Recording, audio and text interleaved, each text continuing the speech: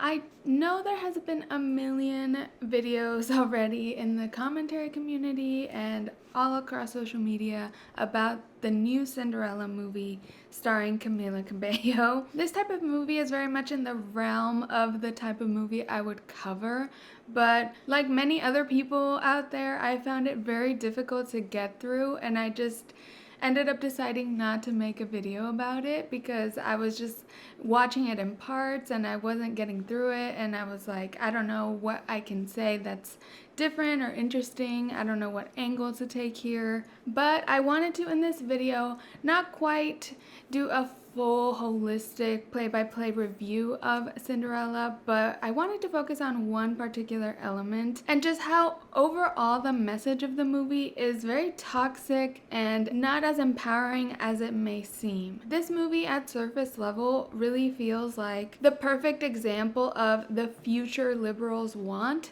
that conservatives always talk about, and it's actually quite the opposite of that in its message.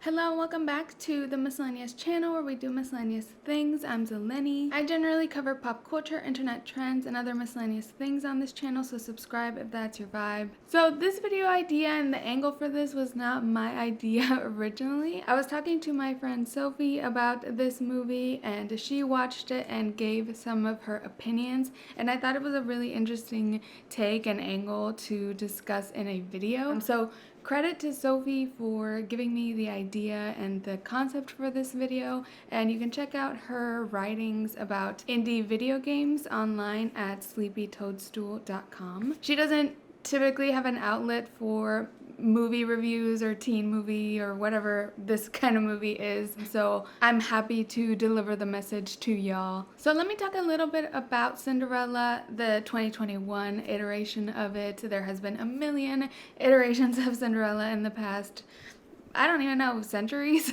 It's a classic fairy tale and has been done by Disney, but also by a lot of other different studios. There's been teen movie type adaptations of it, quite a few honestly, and one of my favorites is Cinderella Story with Hilary Duff, of course.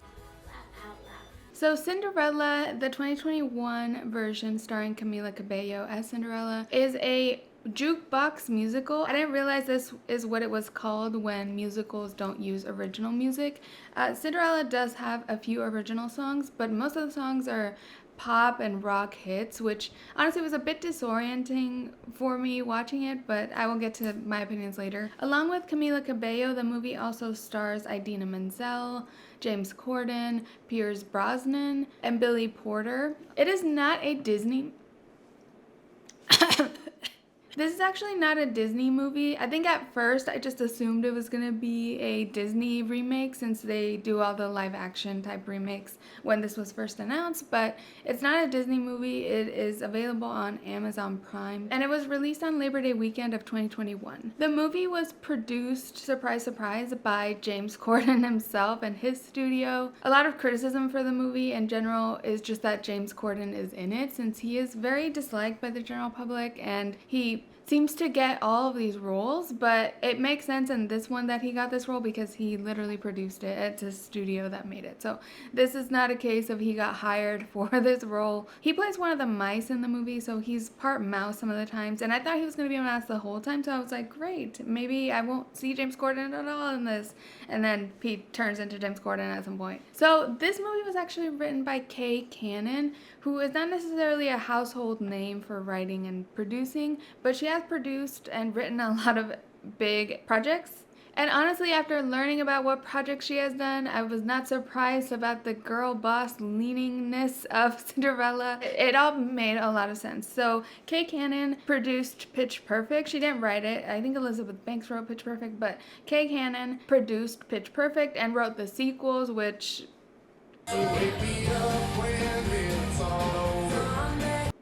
I'm side-eyeing her right now for that. She was the director of this comedy movie called Blockers. I didn't see it, I don't know much about it. And then she was also a writer and producer on 30 Rock. But the moment where it all clicked for me was that she created, wrote, and produced the short-lived Netflix series Girl Boss in 2017. Go ahead.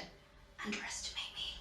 I've got it all figured out. Literally, this woman that wrote Cinderella was the creator behind the series Girl Boss on Netflix. I actually watched Girl Boss because I did a whole video explaining sort of the rise and decline of girl boss culture in media specifically. And Girl Boss was a big series that at the time seemed very empowering and cool. And like, the show is based on a true story of Sophia Amoruso, who founded the company Nasty Gal. It's a clothing and accessories company. And it was all about her clawing her way to the top in a male-dominated world and founding this empire that took over the globe. Later, it was revealed that Amoruso and Nasty Gal had a very toxic work environment.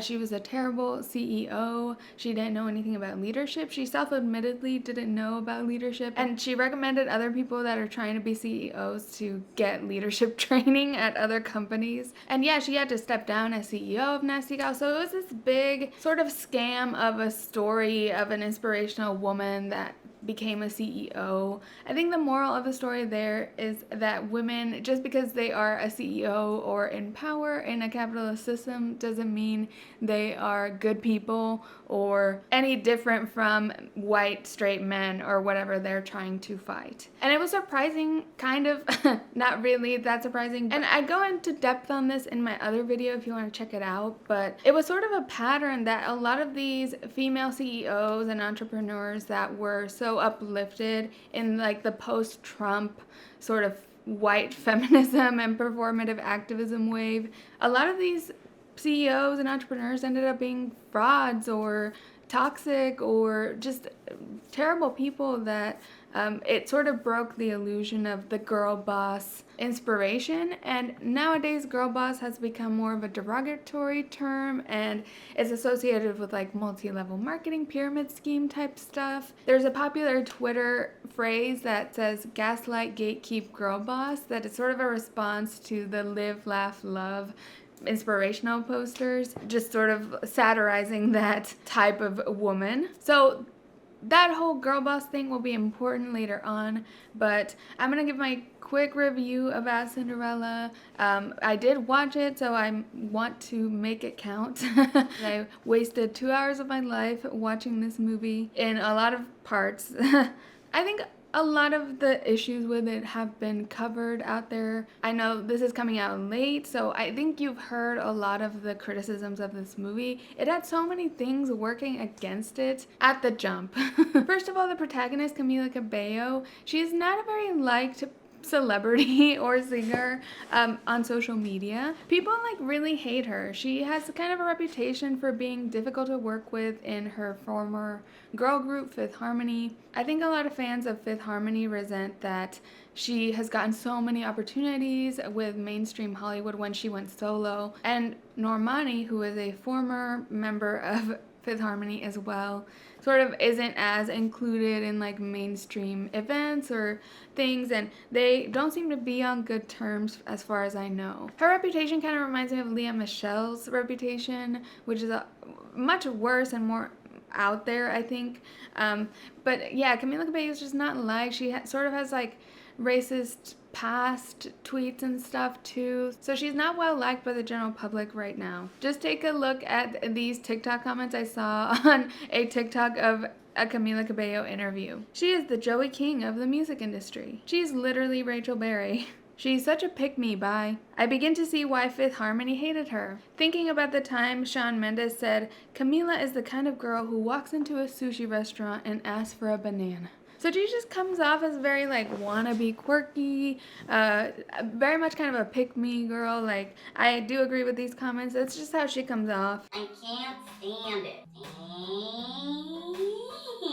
If the actress playing Cinderella is someone disliked, already it's sort of set up for failure. Also, again, before the movie even premiered, they did a big promotional flash mob with Camila Cabello and James Corden. This flash mob was memed to death. It was just like, people were going through so much already right now. Like, they held up traffic. People are trying to get places. We're dealing with COVID, a pandemic, and lots of other shit. So the flash mob was not well received. It's also a very dated concept to do a flash mob in general. There's that. The singing isn't quite the best. I think if Camila Cabello had some sort of like outstanding voice like Ariana or Mariah Carey or something, maybe she'd be more forgiven for her diva-ish attitude or quirky, wannabe quirky thing or whatever. But her voice is, it is what it is. Trying not to be rude. But as soon as the movie came out, there were so many memes about the movie. People were sharing sort of cringy moments from it. There was one. So I saw a lot of TikToks of clips of the song before I watched the movie, and every clip felt more unreal than the last. Like, the songs they were doing felt so random. It was like Ed Sheeran, and it was Am I Wrong, that song, and the the part where Camila Cabello sings, it's just like, no. And her mouth movements are so extra. It's just like, from the jump, this movie was set up for failure. And overall, it has been panned by critics and commentators and people on social media. It has a 42% on Rotten Tomatoes, which I find surprising. It seems kind of high for the amount of criticism I've seen about it. On Amazon Prime itself, it has 2.5 stars, which is pretty low. On IMDb, it has 2 stars. From Wikipedia, the critics say, flat performances and chunky dialogue make watching often feel like a chore. And that sums up my feelings so well, because that's what I meant. Like, I couldn't finish it. I couldn't sit through it. I had to stop, take breaks to endure the movie. And the quirky thing that Camila Cabello does in like her interviews and stuff, like, she brought fully to the character. Like, she's not acting that much different from like herself in interviews, and like the character of Cinderella, she made very like I'm so quirky. It was trying a little hard. This reviewer is from Variety. She critiqued many of the creative choices, the inconsistent pacing, the character development, and said it felt both underdeveloped and overstuffed, which, yeah, I agree. Every new situation is an excuse for the characters to break into song, and every question is an opportunity to deliver a sermon. They're very trying to be performative, which I'll get to in the next section. Overall, I do not recommend it. I don't think it's worth watching. I think you might as well just watch funny clips of it on TikTok to see the funny bits. I can't say I appreciated like the camp element to it, just like of like the style of like outfits, and sometimes the dialogue would be like really campy and funny, I guess, like dumb. And I feel like right now it feels stupid, but maybe looking back, I think people might appreciate the camp or like kind of the costumes and the set is what I'm talking about. But unfortunately, that's not enough to make up for its biggest fault, which is the biggest issue I'm focusing on today. Cinderella is really an example of the future liberals don't want, but it looks like what a conservative would point to and say, this is what liberals want. At face value, it does look like something liberals would want. It's magical and campy, and it's diverse, and it's quirky, and it's empowering. The female protagonist is very obsessed with finding her independence and pursuing her passion. She has these big dreams for her craft of making dresses and a big thirst for independence and also fame. Like, the amount of times Cinderella says, I want people to know my name, it's like her main goal seems to be famous. But no, her main goal is established that like she wants to create dresses and have like a dress shop. I'll sell one of my signature dresses soon. It seems like a great message, right? Wrong. No. I mean, I'm sure you saw that coming, but no, it is not. The overall message is toxic and really doesn't reflect what actual liberal audiences want. Spoilers ahead for the movie. I mean, I don't recommend you watch it, but just warning you in case you plan to for some reason. So the movie ends with Cinderella denying the prince. They change up the classic Cinderella storyline, and she denies the prince and her love for him because as a queen, she's told she wouldn't be able to pursue her dreams of having a dress shop to sell her dresses to people. She's basically not able to open this dressmaking business she wants so badly. So because the prince and her are still in love, in the very very end, the prince decides to renounce his claim to the throne and give it to his younger sister, Gwen. Gwen, throughout the whole movie, has been trying to tell her parents that she has all these ideas to help the poor people of the kingdom. She has all these policy ideas to feed the hungry and whatever. Throughout the whole movie, the parents, the king and queen, don't listen to Gwen at all, but at the very end, they all come around magically to progressive ideals and decide to make Gwen the queen. She's the queen for the people. And meanwhile, capitalist queen Cinderella gets to go travel the world with her prince and open up her shop and sell her dresses, right? I pick you to be my princess. What about my work? So the problem with all of this is that in this universe, or whatever, this kingdom, this is a monarchy. A monarchy is designed to have a very clear and intentional division between rich and poor. It's not a democracy, no one voted for anybody, and the people don't have a say in who is ruling them. In actuality, like, Gwen would not be able to do much to help poor people, because that's just not how a monarchy works. When you look beyond the surface level of the movie, it's like performative activism at its finest. It's this outdated view of female empowerment that, like, as long as a woman that cares about poor people is in power, is queen, then all is okay with the system. It doesn't question the status quo in any way. The movie tells us that if a woman works hard, works her way up, and finds success within the system by any means necessary, instead of like questioning the system or finding like self-fulfillment in her craft, because Cinderella talks the whole time about designing the dresses and how she loves that and that's her love and she loves that more than the prince and all that. I can't wait to really work, to have a job. I don't think much is stopping her as a queen or princess, whatever she would be, to make dresses just to make them because she's a queen and rich. Like, if she were to agree and marry the prince and all that, and she'd be rich, she'd be able to pursue her craft with all the resources at her disposal, and she doesn't take that opportunity. The monarchy system is never challenged, discussed, or questioned. The capitalist system that I think exists concurrently with it isn't questioned at all. And Cinderella is clearly just obsessed with becoming an entrepreneur more than actually making the dresses for the artistry of it. And the message is just that if you're a lower class minority, you pull yourself up by the bootstraps and you can succeed in the system, then it's good. The system's all good. No need to change it or dismantle it or think about it even.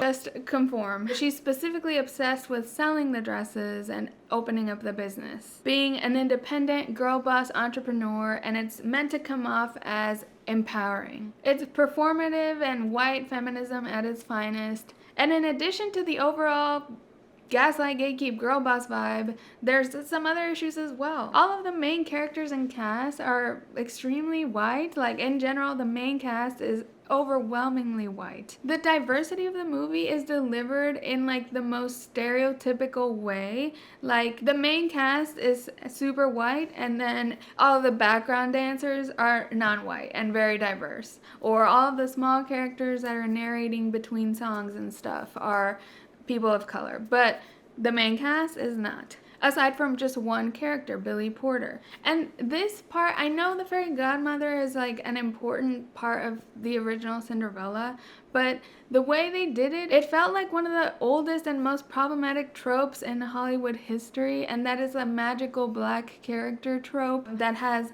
no past, no backstory, and is only there to serve our protagonist to get her what she wants. This trope is like, it dates so far back, and it's like movies know better by now and know about this trope. It's like a well-known thing. It does not sit right that the whole rest of the cast is white and Billy Porter is not. And yes, Camila Cabello, I know she's Latina, but she's light-skinned. Like, if I was the main character of this movie, I would consider it very white as well. Like, it's more of just like, literally she's very fair-skinned. So all in all, it's just like, very problematic and so performative. Like, I think the word for this movie is performative diversity. It's performative liberal media at its finest. And there's actually another James Corden musical movie that has like all of these same issues, and it is called The Prom on Netflix. It's like a teen musical movie, and it's arguably worse about all this message. It's not about girl bossery, it's more about homophobia, but it like makes all the same mistakes of being very performative about it, being very like claiming to be diverse, and then when you actually look at the cast, it's like not very diverse, and it's just like not what liberal audiences want to see. The proof is in how it has been received terribly by the people it was meant to uplift. It's just peak 2017 feminism, and in the words of Lauren from Letterboxd Reviews, we've finally done it. We finally girl bossed too close to the sun. So that's all I have about Cinderella. Let me know what you think about it in the comments below. I would love to hear about it. Whether you've watched it or plan to watch or don't plan to watch, please like this video and subscribe to my channel if you enjoyed. I put out new videos twice a week about pop culture, internet trends, and other miscellaneous things. And you can follow me at Miscellaneous on Instagram or Twitter to find out about new videos, or just turn on the bell notification here on YouTube. Thank you so much for watching, and I'll catch you in the next one. Bye.